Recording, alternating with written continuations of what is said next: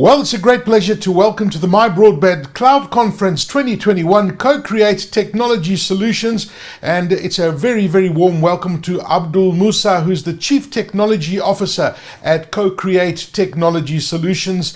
Firstly, a very warm welcome to you, Abdul. How are you doing? Thanks for having me, Aki. I'm doing quite well. As you know, I think our economy started picking up, so things are quite busy at the moment. Most customers have started embarking on massive digital transformation projects, which is keeping me awake at night. And I think we've got quite a number of unique problems in this industry that we're trying to solve as an African continent. But other than that, quite well. I hope your family and yourself are keeping well during this trying time, with the variant that we're facing at the moment. It is quite challenging for most families. No, absolutely, Abdul. It's been a very tough time. There's no doubt the impact that COVID-19 has had to all of us in our personal lives, to business, to this remote working environment which we're in. But I think that we're slowly adapting to all of these changes, and I'm keen to hear what CoCre8's been about, what CoCre8's been busy with. But before we do that, tell us about CoCre8 Technology Solutions and the services that you guys specifically provide, and what's been keeping you awake at night, Abdul?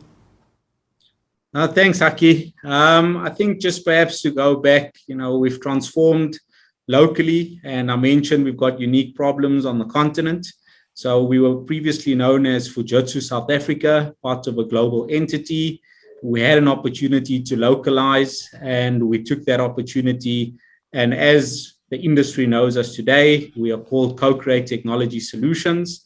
CoCre8 very uniquely placed in terms of the organization collaboratively working with industry to co-create solutions and come up with in essence, solutions to challenges that the industry faces. But as we know, we can't do it ourselves. So co-creation is a part of our DNA. And I guess that, localizing it with, POPI, which happened earlier this year, I think it's really a significant move that you've made to localize your specific business, because it adds a different context to it, doesn't it, to your customers? Most definitely. And one of the aspects we need to consider is how do we locally develop our own businesses? Small to medium enterprises are a key part of government strategy. Yeah. And we've embarked on that journey, and hence we've taken this opportunity. We are looking to create an entrepreneurial atmosphere solution take into our global counterparts. Well, that's fantastic, Abdul. I'm looking forward to following your story. Now, there seems to be mixed sentiments, right, on public cloud. Some customers have adopted a full-on public cloud first strategy and then came back with their tails between their legs, right? And it seems to be moving towards a hybrid cloud. I mean, what is happening out there? What are your views on this, Abdul? I think if we perhaps look at this concept of a cloud-first approach, where does it originate from? And most often we find that consultancy services or consulting houses approach customers and they look at everything from an umbrella point of view, and they go, well, cloud has all these lovely things and benefits that it's got to offer, without really considering the complexities of what most of the customers are facing today. So people go on a theoretical basis and they say, well, let's just make a blanket decision. And it typically gets tabled at an exco level or at an executive level, and off everybody goes on a tangent, and it's like, we going cloud first, everything's going into the cloud. But a lot of the hidden costs, a lot of the other facets, a lot of the complexities around technology changes don't get considered whilst making that decision. And often the lessons are learned after the fact. So we found customers that have taken the approach, they've gone full on public cloud, and as they hit these stumbling blocks or roadblocks, they slowly realize that everything's not a fit for public cloud, and they've come back with their tails between their legs, and they've had to reconsider and understand how do they actually do this in a piecemeal approach. So that's been my experience with most entities, and hopefully through the session, a lot of customers making these decisions or considering these decisions will take guidance from some of the advisory services and the advice that they'll get from other candidates that are presenting. It's very interesting. I mean, when you look at most organizations, Abdul, I mean, they have application complexities that have been inherited over many, many years. You know, that legacy stuff we're talking about. Now, transitioning to public cloud can be quite a daunting task. Who would you approach? Who would you approach this challenge? I mean, how do you approach the challenge, rather? I think if we just take a step back and we look at most businesses today, unfortunately, they're not in the position that startups typically find themselves in, where they're starting from a greenfields approach. Business models that they adopt are quite different to existing organizations. If we look at some examples like our financial institutions, they've probably been around for many, many years, with the exception of some of the digital banks that don't have any Right. branches. So they've had to go through a technology evolution. And unfortunately, not all the technologies evolved consistently over a number of years. That being said, cloud technologies have evolved at a rapid rate. I think you've seen a lot of investments from big organizations like Microsoft that's poured tons of cash into the space. But at some point, if the organizations trying to adopt cloud haven't evolved at that same pace, they find themselves in a very unique scenario that says, okay, how do we go about classifying what is fit for purpose in public cloud, what is classified as still staying within their own control or their own data centers? And that brings about this philosophy of hybrid cloud. What is fit for purpose, what goes where, and how do these things speak to each other? So my approach and what I've seen is a hybrid cloud methodology, and that seems to be working quite well in terms of allowing customers to phase in and phase out as needed as they go through this modernization journey. Mm. Interesting, Abdul. I mean, you're spot on with what you're saying. I mean, that's what's definitely going out there. You know, DC platforms have evolved from standalone systems to native hybrid cloud integrated.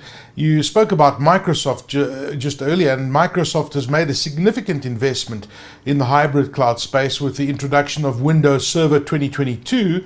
What do you think were the main drivers behind this particular investment? I'd love to hear your thoughts. I think just going back to the initial discussion point where we had customers taking a cloud-first approach, trying to fit everything into the public cloud and realizing that it's not fit for, or everything's not fit for purpose. The large organizations such as Microsoft realized that those challenges were real. And in some instances, it was driving business away because they sort of wouldn't want to take a one size fits all. And they slowly went back to the drawing board and realized that they needed to come up with a hybrid strategy that customers could adopt at their own pace. With that being said, the systems that underpin that needed to cater for that adoption. And Microsoft, through the evolution of the Windows platform or Windows Server platform, really looked at some of the integration points into Microsoft's public cloud offering called Microsoft Azure, and tightly integrated some of the feature sets that allowed customers to run what they needed to run in their own data centers, in partner data centers, with seamless integration into public cloud. To make things simplistic, customers have the flexibility with Microsoft, with the introduction of this new operating system, to literally click a button and go, I'm ready to move from on-prem or a partner cloud system into Microsoft.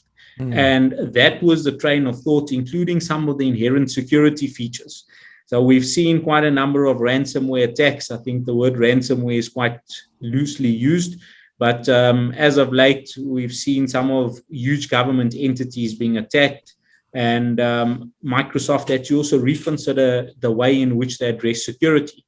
And these are some of the key enhancements. So two key areas: seamless integration into Microsoft's Azure public cloud. And the second one is around the security integration to overcome some of the advanced cyber threats that we find today. Very interesting. Abdul, in closing, you work with many organizations, and you guys are at CoCre8 advise a lot of organizations onto their cloud strategy. What are the biggest mistakes that you're seeing organizations making when they transform to the cloud, this digitization that you're talking about, and what advice can you give these organizations? I think the biggest mistake that most companies probably are making at the moment is decisions at a whim. We find there's a lot of good sales collateral out there, and people are articulating a value proposition on a piece of paper. But going and doing your due diligence and understanding what that practically means from a business point of view, because business transformation comes with technology evolution and adoption in the same breath. Not understanding how that technology evolution will transform your business model could be dangerous, because that constitutes to business disruption. On the one hand, you need to rapidly digitally transform because you need to remain competitive. But on the other hand, you can't take a haphazard approach and just sort of do things in an unstructured way. So my advice and what I've seen is for companies to carefully consider where things need to fit and where you're going to derive the most value, because it's all about deriving value and aligning that to your business strategy. That's great advice. That value is such an important proposition that you've just raised over there. But give the guys at CoCre8 a call and talk to them about your journey. Abdul Moosa, who's the Chief Technology Officer at CoCre8 Technology Solutions. Thank you so much for joining us at this year's My Broadband Cloud Conference. Thanks, Abdul.